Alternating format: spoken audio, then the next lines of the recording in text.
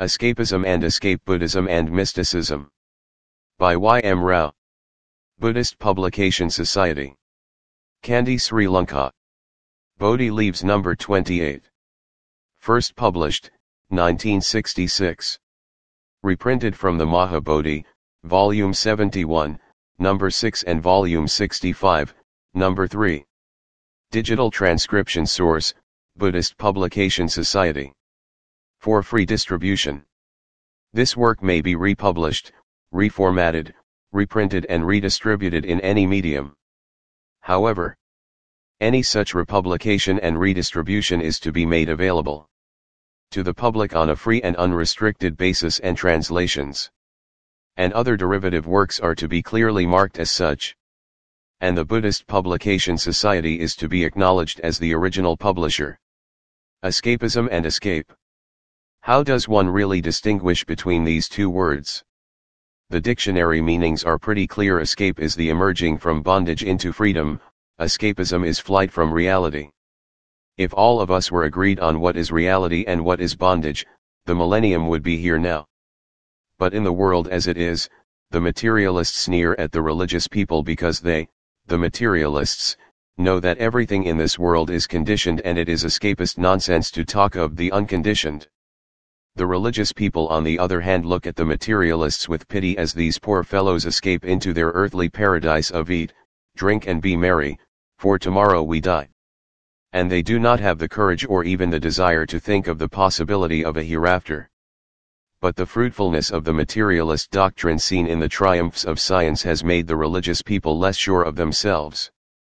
This is seen in their attempts to show how very scientific their own religion is, thus unconsciously accepting the canons of science as the criteria for all reasonable thinking. Every religious philosophy must stand or fall on its own merits as a complete system. It is irrelevant to show, for instance, that both science and Buddhism take their stand on causality, and that both find no use for words like soul and substance. For, when it comes to karma or moral causation, the Buddhist has to part company with the scientist, because the latter finds no use for this word either. The danger of eclecticism is that, ultimately, we may pretend to see in the teachings of the Blessed One fundamental ideas never taught by him. I am here laying emphasis on the eclectic tendencies shown by the followers of the Dhamma in recent times. Because the inroads made by philosophies alien to the spirit of the Dhamma can be seen even in the pages of Buddhist magazines. To take an instance, a certain author writes all sublimations, substitutions, and repressions are temporary escapes which bring in their train more aches and disease. To control the mind according to a certain pattern or mold is simply to imprison it. There is no freedom in such devices. It is by passive and alert observation of the ways of the mind without condemnation or justification that the mind could experience a stillness and freedom not bound to time. These views are reinforced by another writer in a book review, where the writer thinks that the practice of mindfulness of in-breathing and out-breathing is good to start with. But one must rise above it to exercise choiceless awareness in regard to the working of one's own mind. Compare the statements of these two writers with the following extracts from the scriptures. What now is the effort to avoid? There, the disciple incites his will to avoid the arising of evil, unwholesome things that have not yet arisen, and he strives, puts forth his energy, strains his mind and struggles. He watches over his senses, restrains his senses, A 4:13. If those monks, O monks, who are learners, who have not yet attained to that unsurpassed security from bondage, were to dwell developing and making much of the samadhi of in-breathing and out-breathing, it will be conducive to the attainment of the destruction of the asavas, SN 54:12. It would be worthwhile to inquire into the philosophy whence these new ideas, so diametrically opposed to those of the Buddha, have been adopted. I am referring to the philosophy of J. Krishnamurti. This is a highly original philosophy, compact and independent, with but a superficial resemblance to the Dhamma. The point I wish to make is that the exercise of choiceless awareness of the workings of one's own mind is an integral part of this new philosophy. And it cannot be adopted as a method of meditation practice without admitting by implication that the Dhamma as taught by the Blessed One is either incomplete and therefore capable of improvement, or that it is, like other religions, escapist. If, in anyone's view, it is indeed escapist, the right thing to do is to give it up rather than pay lip sympathy to it. In the interests of clarity of thought, I shall try to state in brief the substance of Krishnamurti's philosophy and then attempt an analysis. If by any chance I have made any misstatements, I am always open to correction. As I understand it, it is as follows. The world is a chaos because of our greed, ambition, ill will and fear. To make this a better world we either join organizations if we are inclined towards social work or politics, or turn towards gurus if religiously inclined, hoping that by these means we can accomplish our ends. We do not realize that the individual is the world, and if the individual were without greed or ambition there could be no chaos in the world. In our attempts to solve the problem, we create two kinds of hierarchies: the outer, consisting of individuals who are social, political, or religious leaders to whom we turn for guidance, and an inner hierarchy of values by which everything is judged and arranged according to values. Neither the outer nor the inner hierarchies are of any use since they merely help to distort our mind's perception of reality. The mind depends upon two kinds of memories: one, the factual, which is essential for the purpose of making a living and carrying on our daily routines, and the other, the psychological memory, which thinks of things in terms of values and hence of arranging everything according to some pattern. This pattern, which is built on the memories of past experiences, blurs and distorts our vision of reality. But reality is ever new and we interpret the new in terms of the old, and hence we never see reality as it is. By comparing other people's possessions or intelligence or status with one's own, one develops envy, ambition, greed, etc. And therefore one lives either regretting the past or hoping or fearing for the future, but never living in the living present. Even the future we conjure up is but a projection of the past, thus we either find life dull because we ever see the old, or we are frustrated because we are unable to free ourselves from the bondage of the old.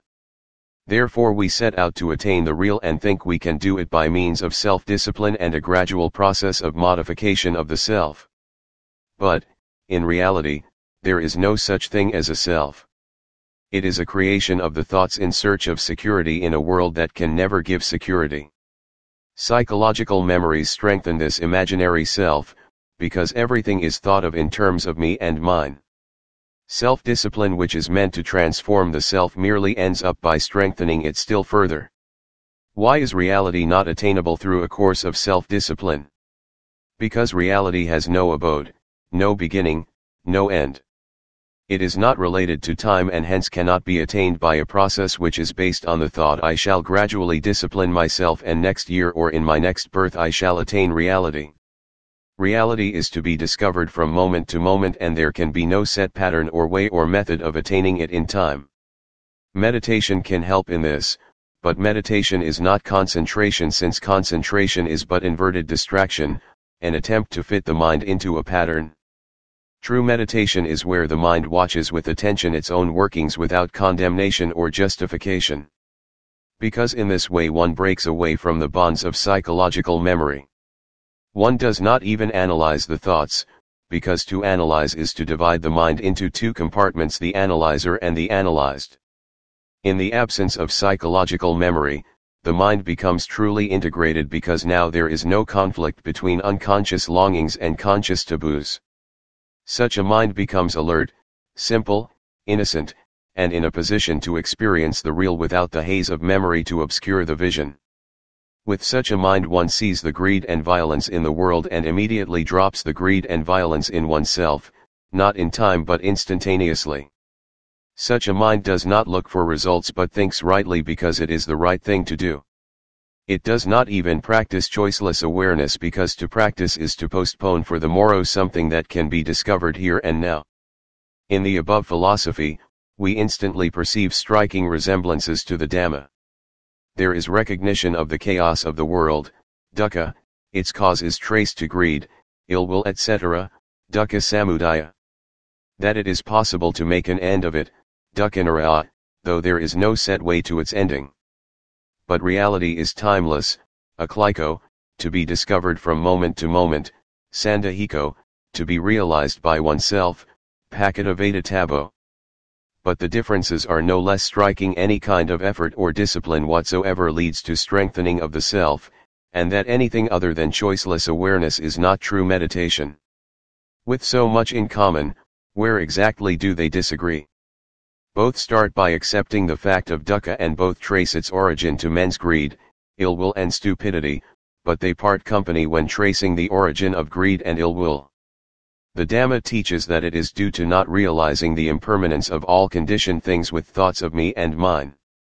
Krishnamurti thinks it is due to our habit of comparing, contrasting, judging, condemning, and justifying things, in other words, of assigning values to things. This valuation being based on the emotional residue clinging to our memories of events. He says we compare ourselves with others and thus allow envy to be born. We constantly judge things: this is good, this is bad, this is better, and this is worse. In the world of facts, as in the world of science, the division is between the true and the false only, and not between the better and the worse. He traces the conflicts in the mind due to the conscious mind judging all longings arising from the unconscious as good or bad, justifying the good and condemning the bad, thus creating a house divided. But if Krishnamurti's analysis be taken seriously, then the very values with which he starts and on which he founds his philosophy vanish disconcertingly as a result of this analysis. If we never contrasted chaos with order, greed with benevolence, and ill will with loving kindness, we could never come to the conclusion that the world is in chaos due to greed and ill will. What I mean will become clearer if I point out that his error is a semantic one. He appears to think that words like chaos, greed, ill will, etc. have two kinds of content: a factual content and an emotional content. He appears to think that if we ignore the purely emotional content of these words, we shall be able to arrive at the purely factual content, thus making it possible for us to see things as they are. But this is a fallacy. The science of semantics shows us that words like chaos in Krishnamurti's sense, or words like greed, ill will, etc. have absolutely no factual content. They are all what are known as colored words, the coloring being given by our emotions. Let me illustrate this by analyzing our attitude towards the act of killing. When we disapprove of it, we call it murder, and when we approve of it, we call it war. But if we remove the emotional content from these words, it is impossible to say whether killing should be permitted or not. That the chaos in this world should be removed, that humanity must be saved, are all decisions that can be arrived at only with reference to what we, as human beings, feel about humanity. Nature, because she has no emotions, saves as well as kills all impartially. Only human beings can be compassionate and loving because of their emotions.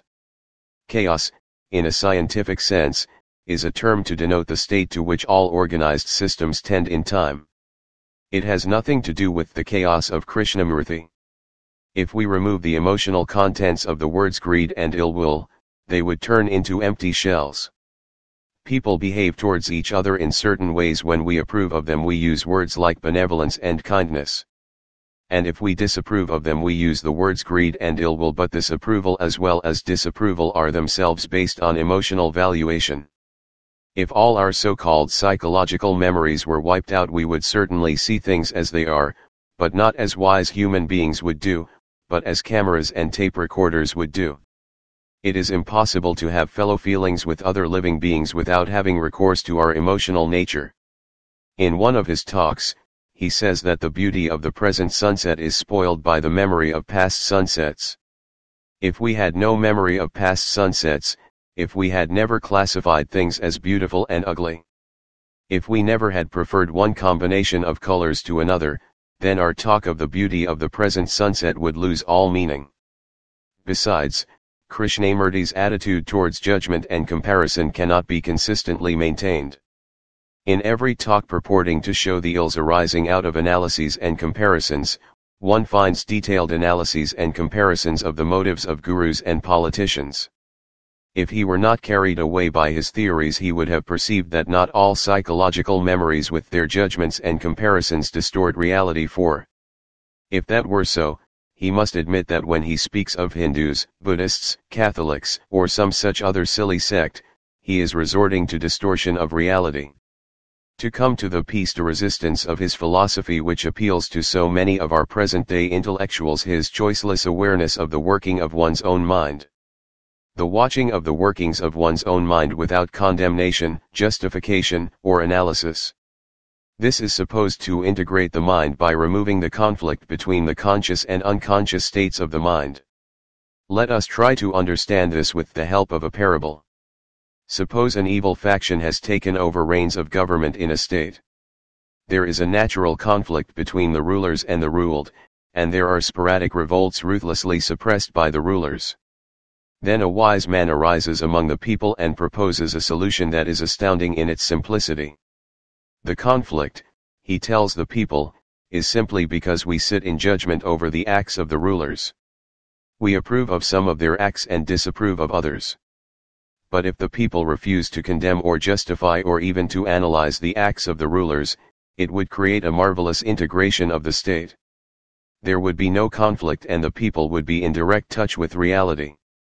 I do not know whether this method of integration appealed to the foolish people of the state, but there are many clever people to whom the parallel method for the integration of the mind appeals very strongly. In short, it is the art of resolving a problem by ignoring its existence. We can judge the worth of this philosophy by applying it to the animal world. There is no conflict here between the conscious and the unconscious, there is no invention here of a self to be the secure center of an insecure world. Nor is there a classification here of better and worse. Has that made the animal world less chaotic? The palpitating heart of a deer as it leaps at the crackle of a twig and the terrible fangs of the tiger sunk in the bloody entrails of its victim give an emphatic no to this view. It is not because we judge and compare that we have a distorted view of reality, but because we judge and compare wrongly. It is not because we think of things as good and bad that there is misery in this world, but because we have not worked out the right criteria by which to judge what is good and what is bad. How does one truly integrate the mind? It is a psychological fact that repression drives the evil down into the unconscious, but repression takes place only when the mind is not alert and allows the wrong sorts of emotion to overwhelm one. But when the mind is alert and steadfast, all the repressed thoughts come up into the conscious. And if these thoughts are one by one calmly analyzed, an inner transformation takes place and one finds one's evil tendencies gradually attenuated. Compare the historical parallel of the conflict between Asoka and the Kalinas having been resolved by the spiritual conversion of Asoka. Krishnamurti's criticism of one who undertakes discipline so as to postpone having to give up the violence in his heart now is valid if the man is capable of understanding in himself the process of the arising of violence and yet refuses to drop the violence instantly. But what of those who are sincerely groping after such an understanding? One of Krishnamurti's listeners once confessed at a meeting in Madras that after years of listening to him, he had seen no change in himself, thus showing that a man may listen sincerely for years without developing the understanding. Perhaps a course of disciplined thinking would have helped him. To say that any kind of effort or discipline leads to the strengthening of the self is distortion of facts. The Blessed One realized that clinging to the five constituents as this is mine, this am I, this is myself gave rise to greed, ill will and stupidity, and hence advised the discipline of regarding everything as this is not mine, this am I not, this is not myself. No amount of analysis can reveal in this discipline any element conducive to the strengthening of the self. Another catchy little phrase that beguiles is that reality is timeless and the timeless cannot be attained in time, but instantaneously. But even an instant is an instant in time, and if reality cannot be attained in time, it cannot be attained at all. But if reality can be discovered, as he himself puts it, then it can certainly be discovered in time, for conditioning is a process that has arisen in time and therefore can be put an end to in time. In the end, I wish to say that with all the moral and religious fervour that pervades his talks, the spirit of Krishnamurti's philosophy is essentially alien to the spirit of the Dhamma. All said and done, I must concede that each man accepts what appears to him to be reasonable. But that should not lead to turning the Dhamma into an eclectic religion, or should it? Whatever was said by the Buddha, they used to say, is well said.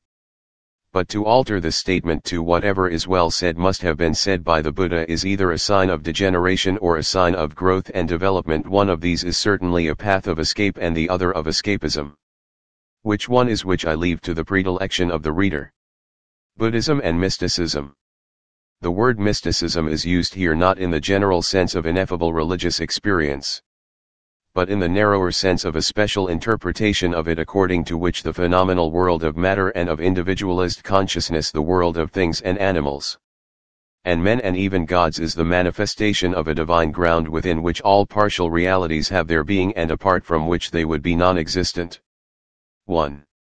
The mystic asserts, in other words, that there is a highest reality called variously the Absolute, the Godhead, Brahman, etc. And the world around us is a manifestation of this Absolute, and what the mystic feels during his ecstasy is an awareness of the identity of the individual self with the Absolute or Great Self. Many great scholars, wise in the ways of mystics all the world over, have tried to show that the Buddha also was a mystic in this sense. That though he was silent about Brahman, the idea peeps out. They say, in such words as Brahmacharya, Brahmavira, Brahmacakka, and Brahmatta, translated by them as God-fearing, God-abiding, the will of God, and become Brahma. One Occidental scholar has even gone so far as to accuse the wicked Theravadan monks of deliberately suppressing all references to Atman and Brahman from their scriptures. Some other scholars have conveniently translated the Pali word atta by the word self or self to suit their theories. Such higher criticism, by which one can see anywhere what one fondly wishes to see, must be a pleasant task. Here I intend to attempt a lower and more humdrum type of criticism. And in the process I may possibly tread on some pet corns. To begin with, let us read a description of mystic experience, shorn to all interpretations, from the pen of a sceptic. It brings an unusually precise and poignant awareness both of my present surroundings and of things remote in space and in time. It seems to be simply a very comprehensive act of attention, and attending to everything at once. And in response to all that this act of attention reveals, I feel a very special emotion, which I can describe only as attention of fervor and peace. 2. Such a vision is described in the Pali scriptures as the pure and stainless eye of truth, and invariably the only comment accompanying this vision is, "Whatsoever is of an originating nature is subject to cessation." Compared with this restrained and truly Buddhist statement of facts, we have picturesque and glowing accounts by the mystics. For he was then one with God, and retained no difference, either in relation to himself or to others. 3. All at once, an astonishing radiance welled up on all the familiar things and in the child herself. They were no longer just themselves, separate objects with edges of their own, they were that radiance. 4. But the most illuminating of all such statements is by the sceptic Stapledon himself. In spite of all the frustration and horror of the human world, I am at these times perfectly sure that all our suffering and all our baseness is somehow needed. Not for our personal salvation, for of this I know nothing, but for the rightness of the universe as a whole. 5. Here we see clearly the difference between the Buddhist and mystical interpretations of the religious experience. The Buddhist is aware, in the clarity of his vision, only of the impermanence of all component things, while the mystic identifies himself with the life-affirming forces of the universe thought of as concentrated in an absolute which is the fountainhead of all life. When the Bodhisattva sat under the Bodhi tree, Ma with Macron Ra with Macron attacked him with all forms of horrors and temptations.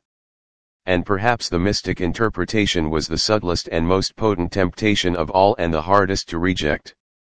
Certain conclusions are inevitable if we accept this mystical interpretation.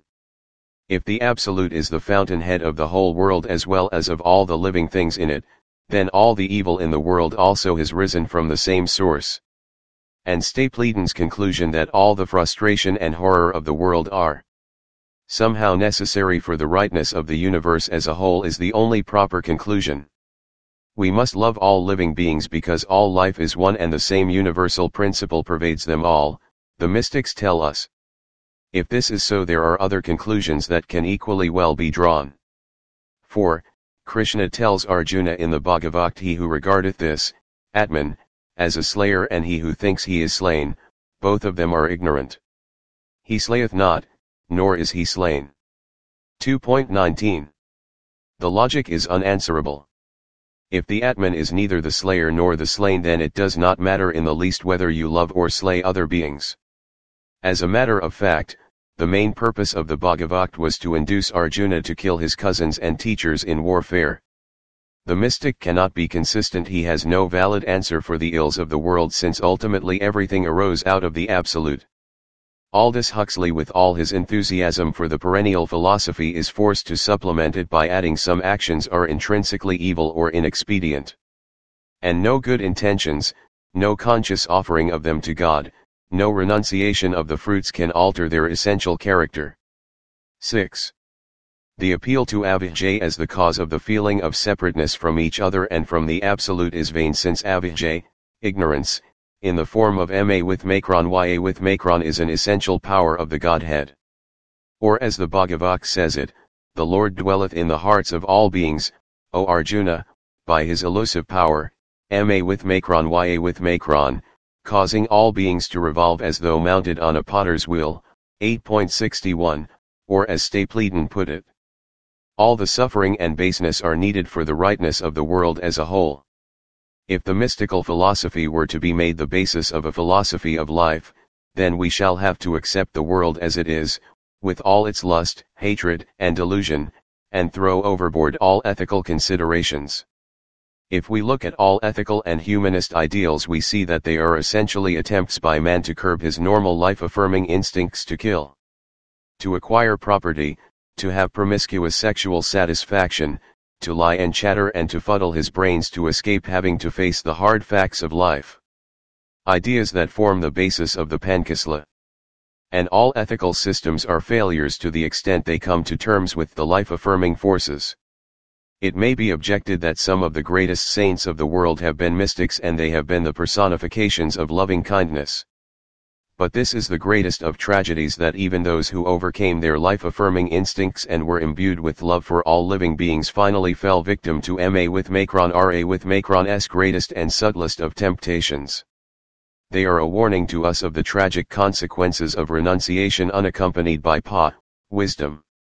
The Buddhist Arahat, in renouncing everything, finds nothing at all with which he can identify himself, saying I am this, and, without attempting to reconcile the good with the bad, sees things as they are. The mystical saint begins by renouncing everything but ends up by identifying himself with the very source of everything, saying I am Brahman, because this alone reconciles him to life and gives him peace of mind. The Pali scriptures contain several examples of warnings against ma with macron ra with macron's subtlest trap. The most telling to my mind is at Mahihima Sutta 49, wherein the Buddha pays a visit to Brahma, who says of the world of which he is ruler, here is the eternal, here is the persistent, here is the everlasting, here is indissolubility and immutability. Here there is no birth, nor old age, nor death, nor passing away and reappearance, and another, higher liberation there is not. And ma with macron ra with macron, entering into one of the devas, says to the Buddha, O monk, beware of him, he is Brahma, the omnipotent, the invincible, the all-seeing, the sovereign, the Lord, the Creator, the Preserver, the Father of all that has been and of all that will be. The Buddha's reply contains the warning to all would-be mystics. Well, I know you, malign one, abandon your hope, he knows me not, you are ma with macron ra with macron the malign. And this Brahma here, O malign one, these gods of Brahma, these celestial companies of Brahma, they are all in your hand, they are all in your power. You, O malign one, certainly think, he also must be in my power. I, however, O malign one, am not in your hand, I am not in your power. The conclusion to be drawn from this is clear. Even the Isvara, the Creator and Preserver, is in the hands of ma with macron ra with macron, for the simple reason that avidya, the basis of lust for life, is the Creator and Preserver of the world. But avijja in Buddhism is not the causeless cause of samsara, it is a simple ignorance of the Four Noble Truths of suffering. Nowhere in the whole of the Pali scriptures do you find nirvana, the Buddhist absolute, described as the ground of all existence. On the contrary, it is described as the very negation of all life affirmation. Either simply as the destruction of lust, of hatred, of delusion, or more elaborately. There is, monks, a condition wherein there is neither earth, nor water, nor fire, nor air, nor the sphere of the void, nor the sphere of neither perception nor non-perception. Where there is no this world and no world beyond, where there is no moon and no sun. That condition, monks, do I call neither a coming nor a going nor a standing still nor a falling away nor a rising up. But it is without fixity, without mobility, without basis. That is the end of woe. If all life is one, this oneness must be most in evidence when many people congregate. It would be interesting to know what it is that is common to all living beings. Jung's analytical psychology tell us it is the collective unconscious with its archetypes. And when people in whom the same archetype is active collect together, it drives them to act in an irrational way. This accounts for the brutal behavior of large mobs, and even normally quiet and well-behaved people have been known to perpetrate unheard of atrocities while participating in the activities of mobs. Even a collection of highly intelligent people will act at a much lower level of intelligence than its individual members, and Jung once said bitingly that 100 intelligent heads added up to a hydrocephalus. 7. Thus that which is common to all living beings is not so much the Atman, as the lust for life. It is for this reason that the Buddha showed his greatness as a psychologist when, in the quintessence of the Dhamma given to the non-Gotami, he said of whatsoever teaching thou art sure that it leads to the love of society and not to the love of solitude. That is not the Dhamma, that is not the Vinaya, that is not the teaching of the Master. The Araha pervades all beings with thoughts of loving kindness, compassion, sympathetic joy and equanimity, not because all life is one, not because the Atman dwells in all beings, but because in him the negatives virtues of Pankasila have fully flowered into the positive virtues of Brahmavihara. And to think such thoughts is as much his nature as it is for the sun to shine, or as the Itivuttaka puts it. Just as, monks, in the last month of the rains, in autumn time, when the sky is opened up and cleared of clouds, the sun, leaping up into the firmament, drives away all darkness from the heavens and shines and burns and flashes forth. Even so, monks, whatsoever grounds there be for good works undertaken with a view to rebirth, all of them are not 1/16th part of that loving kindness which is the heart's release. Loving kindness alone, which is the heart's release, shines and burns and flashes forth in surpassing them.